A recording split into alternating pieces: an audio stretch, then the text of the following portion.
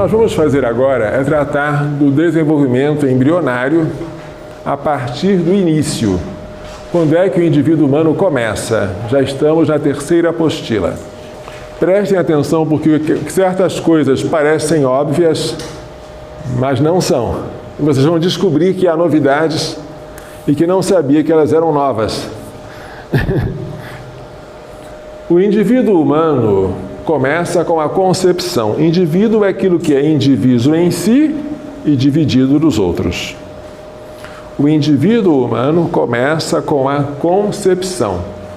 Concepção ou fecundação ou fertilização, são sinônimos, é a união dos dois gametas, o óvulo, gameta feminino, e o espermatozoide, gameta masculino.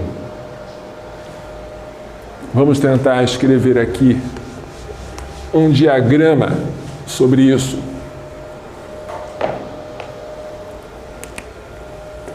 O gameta feminino é o óvulo. O gameta masculino é o espermatozoide. A união dos dois, dando origem à célula ovo ou zigoto, é que marca o início de um indivíduo humano. Então, melhor que dizer a vida começa com a concepção, porque o espermatozoide também é vivo, o óvulo também é vivo. Deve-se dizer a vida de um indivíduo humano começa com a concepção dele, quando ele é concebido, quando os dois gametas se unem. Citação do Manual de Bioética de Eros Greshia. O primeiro dado incontestável, esclarecido pela genética, é o seguinte: no momento da fertilização, ou seja, da penetração do espermatozoide no óvulo, os dois gametas dos genitores formam uma nova entidade biológica, o zigoto, que carrega em si um novo projeto, programa individualizado, uma nova vida individual. Outra citação. As duas respectivas células gaméticas, ou seja, o óvulo e o espermatozoide, têm em si um patrimônio bem definido, o programa genético, reunido em torno dos 23 pares de cromossomos. O óvulo tem 23 cromossomos, ou cromossomas. O espermatozoide também tem 23 cromossomas. Quando os dois se fundem, surge desta fusão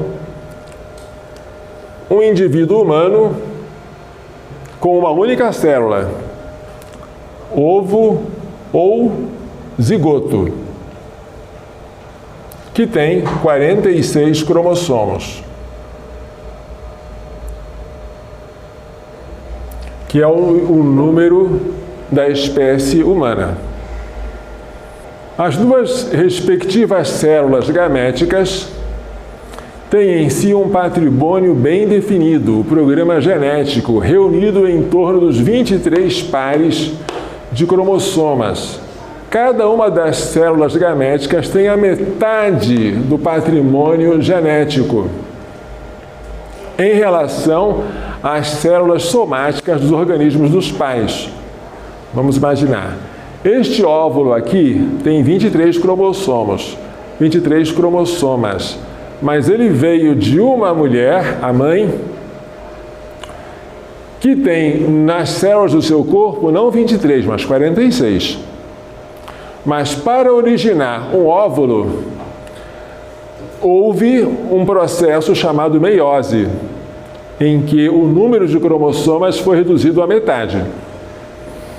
Esse espermatozoide veio de um homem, o pai, que tem nas suas células do corpo, as células somáticas, 46 cromossomas. Mas para que um espermatozoide fosse originado, ocorreu um processo chamado meiose, que faz com que o número de cromossomas se reduza à metade. Com uma informação genética qualitativamente diferente das células somáticas do organismo paterno e materno, o óvulo não é geneticamente igual às células do corpo da mãe. Houve uma meiose, na meiose houve uma troca de genes, que é também conhecida como crossing over, e assim há uma diversidade que é boa. Esses dois gametas diferentes, o óvulo e o espermatozoide, diferentes das células somáticas dos pais e diferentes entre si, mas complementares um ao outro, uma vez unidos, ativam um novo programa genoma, pelo qual o recém-concebido fica determinado e individuado. Sobre esta novidade do programa genoma resultante da fusão dos 23 pares de cromossomas, não existe a menor dúvida, e negá-lo significaria rejeitar os resultados certos da ciência. Tudo isto é citação do manual de Helios Greshia. No instante em que óvulo e espermatozoide, duas estruturas celulares programadas diferentemente e teleologicamente, ou seja, finalisticamente, uma foi feita para a outra, interagem entre si, começa de imediato um novo sistema que tem duas características fundamentais. O novo sistema não é a simples soma de dois subsistemas, mas um todo combinado, que a partir da perda da individuação e da autonomia dos dois subsistemas, quando o óvulo deixa de ser um indivíduo, perde a sua individualidade, quando o espermatozoide perde a sua individualidade para dar origem a um novo indivíduo, né? Começa a agir como uma nova unidade, intrinsecamente determinada a chegar à sua forma definitiva e específica, se forem dadas todas as condições necessárias: alimentação, hospedagem. Daí a terminologia clássica ainda em uso de embrião unicelular, one cell embryo. Embrião unicelular. Esta célula, que todos nós fomos um dia, é um embrião. Então, vamos escrever aqui embrião unicelular, tá? Embrião unicelular. Sim. Ovo ou zigoto. Este é um ser humano. Esta nova unidade conta com um centro biológico ou estrutura coordenadora constituída pelo novo genoma. Vale dizer, os grupos moleculares visivelmente reconhecíveis em nível citogenético nos cromossomas, que contêm e conservam a memória de um desenho-projeto bem definido, o qual possui a informação essencial e necessária para a sua realização gradual e autônoma. Este genoma identifica o embrião unicelular como biologicamente humano e especifica a sua individualidade. Além disso, confere ao embrião enormes potencialidades morfogenéticas, potencialidades que o próprio embrião irá atualizando gradualmente ao longo do seu desenvolvimento, através de uma contínua interação com seu ambiente, tanto celular como extracelular, de onde se recebe sinais e materiais. O fato que se deve notar de modo especial é que esse novo programa não é inerte, nem é executado por órgãos fisiológicos maternos, os quais se serviriam do programa do mesmo modo que como arquiteto se serve do projeto, ou seja, de um esquema passivo. Não, não é assim. Mas é um novo projeto que se constrói a si mesmo e é o ator principal de si. O ovo, o embrião unicelular, assume o comando do seu próprio desenvolvimento. Isso aí é um dado inegável. Ainda que permaneçam ativos por algum tempo os sistemas de informação de origem materna, que tenham levado o óvulo à maturação, entram em ação, todavia, desde o primeiro momento da fertilização, os sistemas de controle do zigoto, que assumem totalmente seu controle antes mesmo da implantação. Antes mesmo dele se implantar no útero, é bom saber disso, porque há pessoas que acham que só depois da implantação é que o embrião humano passa a ser autônomo, o que não é verdade. Os sistemas de controle do zigoto assumem totalmente o controle do zigoto, antes mesmo da implantação. Da formação dos blastômeros por replicação-duplicação até a formação do blastocisto e anidação, o piloto ou arquiteto da construção é constituído pelo que vem da informação genética intrínseca à nova realidade. A gente vai tentar explicar o que são esses termos aqui, o que são blastômeros, o que é anidação, nada de grave. Os blastômeros são as células resultantes da multiplicação do zigoto. Quando o zigoto vai se desenvolvendo, ele se desenvolve como? Por mitose. Mitose é a chamada de divisão celular, mas nós vamos explicar aqui que, na verdade, ela não é uma divisão, ela é uma multiplicação. Então, quando o zigoto dá origem a duas células, essas duas células são chamadas blastômeros. As 4 células resultantes também são chamadas blastômeros, 8 também, até no estágio de mórula, são os blastômeros. Quando este aglomerado de células assume a forma de uma esfera oca, passa a ser chamado de blastocisto ou blástula. E é nesse momento que ele se implanta no útero. É nesse momento que ocorre a implantação ou nidação, que vem do latim nidus, que quer dizer ninho. É o ato de aninhar-se, porque o útero tem uma camada de vasos sanguíneos que se assemelha a um ninho para acolher o embrião. Mas, durante todo este processo de desenvolvimento embrionário, há algumas propriedades que não devem ser desprezadas. São 3 essas propriedades. Propriedades do desenvolvimento embrionário. Coordenação. Em todo o processo, desde a constituição do zigoto até o final, produz-se uma sucessão de atividades moleculares e celulares dirigidas pela informação contida no genoma e controladas pelos sinais produzidos pela múltipla e incessante interação em cada nível dentro do mesmo embrião e entre este e o seu ambiente.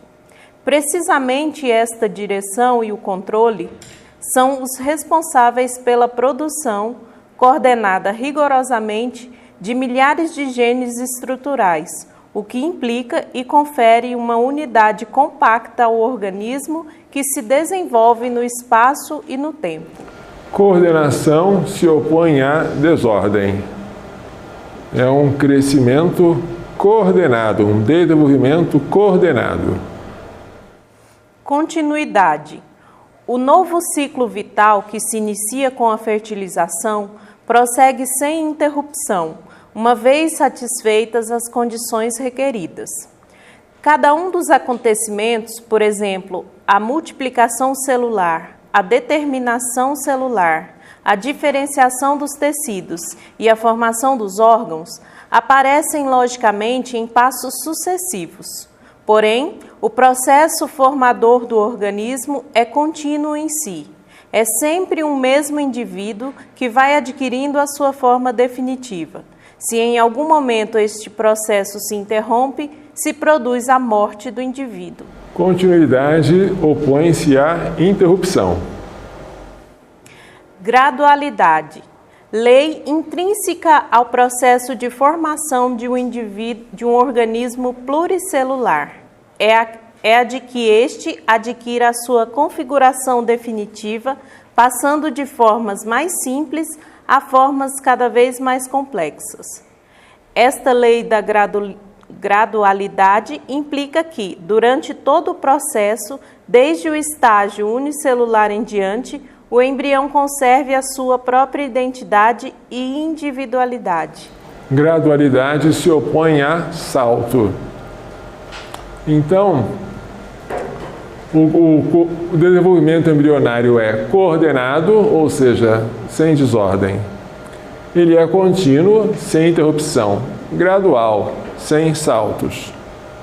São as três propriedades do desenvolvimento embrionário que asseguram que desde a concepção estamos diante de um indivíduo humano.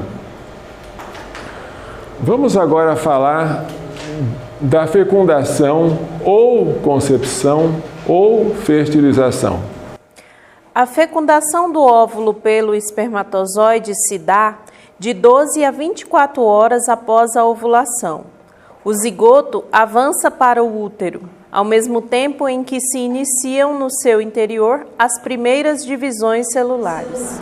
Note-se que aqui foi falado de multiplicação celular, algumas vezes se falou de replicação celular, aqui se está falando de divisões celulares, mas nós vamos, em breve, esclarecer que esta terminologia não é exata. A implantação ou nidação. Cerca de 6 dias depois da fertilização, o processo de multiplicação da célula está em curso e o embrião, agora chamado blastocisto, começa a implantar-se no revestimento nutriente do útero, o endométrio. A implantação no útero se completa em torno do 12º dia após a fertilização. Vamos tentar representar isto graficamente.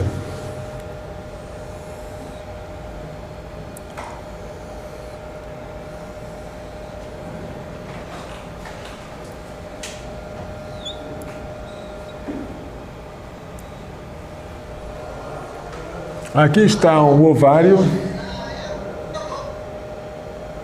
O ovário amadurece um óvulo que é lançado na cavidade abdominal e é capturado pelas franjas da trompa, que estão sempre em movimento. O óvulo capturado pelas franjas da trompa é depois conduzido pelos cílios que existem dentro das trompas, cílios semelhantes aos que tem nos nossos narizes, nos nossos brônquios, né? Que vão carregando o óvulo em direção ao útero. Este óvulo fica à espera de que venha um espermatozoide para fecundá-lo. Se ocorreu este encontro feliz do óvulo do pai com o espermatozoide, do óvulo da mãe com o espermatozoide do pai, neste momento ocorre a concepção, que é sinônimo de fertilização, que é sinônimo de fecundação. Aí o embrião, agora resultante da fusão dos dois gametas, começa a se multiplicar. Então o embrião, ele vai se transformar em um organismo de 2 células, de 4 células, depois ele vai se tornar uma espécie de aglomerado de células com a aparência de uma amora, isto aqui é chamado mórula. Depois ele assume a aparência de uma esfera com uma cavidade, isso aqui é chamado blástula, ou blastocisto. É nesse estágio aqui que o embrião se implanta no útero. O útero está cheio de vasos sanguíneos que servem como um ninho, que em latim se diz nidus. Então, quando o embrião se implanta no útero, dizemos que ocorreu a sua nidação, que é sinônimo de implantação. E como nós lemos, a implantação do útero se completa no 12º dia após a fertilização. A implantação, ela é um processo, não é um evento. Vamos, daqui a pouquinho, esclarecer a diferença entre um evento e um processo, tá? Vamos agora, só para fechar com chave de ouro, ler um resumo da vida intrauterina pelo pai da fetologia, Dr. William Lilly. Vamos ver como é que ele descreve a vida intrauterina. O jovem ser, organizando seu ambiente e dirigindo seu destino com tenaz determinação, se implanta na parede esponjosa e, numa manifestação de vigor fisiológico, suprime o período menstrual da mãe. Bonita essa expressão, manifestação de vigor fisiológico. A criança dá ordens na mãe, né? A criança manda que a mãe agora passe a viver em função dela. Continue. Aquela será a sua casa durante os próximos 270 dias, e para torná-la habitável, o embrião desenvolve para si uma placenta e um envoltório protetor com o líquido amniótico.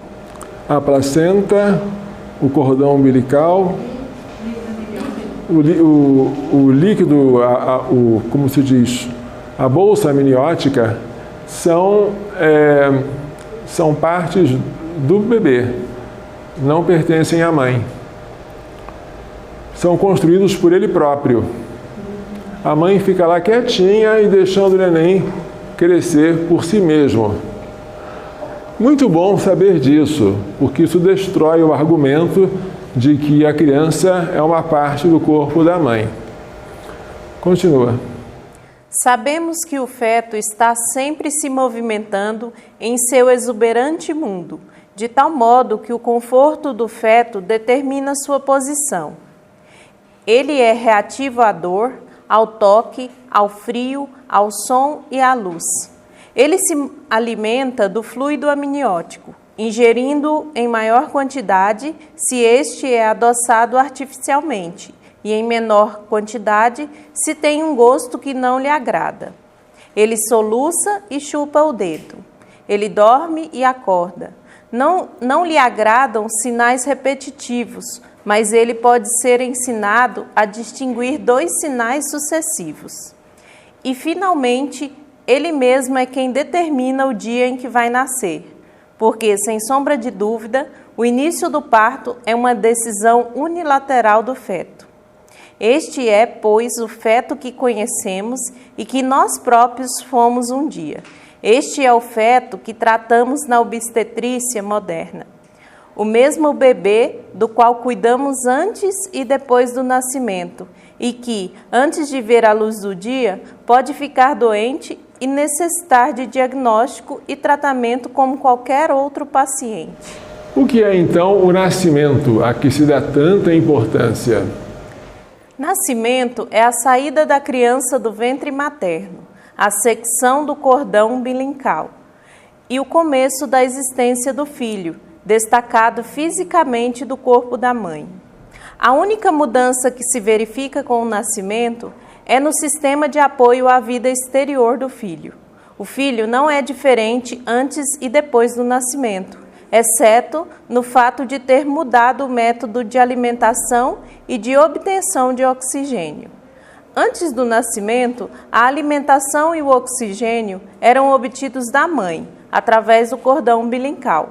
Após o nascimento, o oxigênio é obtido de seus próprios pulmões e a nutrição através de seu estômago, se ele está suficientemente desenvolvido para alimentar-se desta maneira. Portanto, o nascimento é uma etapa que tem muito pouca importância substancial. Ela é uma mudança de lugar, de dentro para fora da mãe. É uma secção do cordão umbilical e ela é uma mudança de meios de absorção de alimentos e de aquisição de oxigênio. Mas basicamente é só isso. Dizer que a criança antes de nascer é uma coisa e depois de nascer uma pessoa é um absurdo. Mas você encontra tais afirmações que nós precisamos refutar com conhecimento de causa, e que é o que estamos tentando fazer neste curso de bioética. Então, vamos agora dar uma pausa para vocês respirarem e depois a gente volta aqui com um assunto bem animador, que é a animação, tá?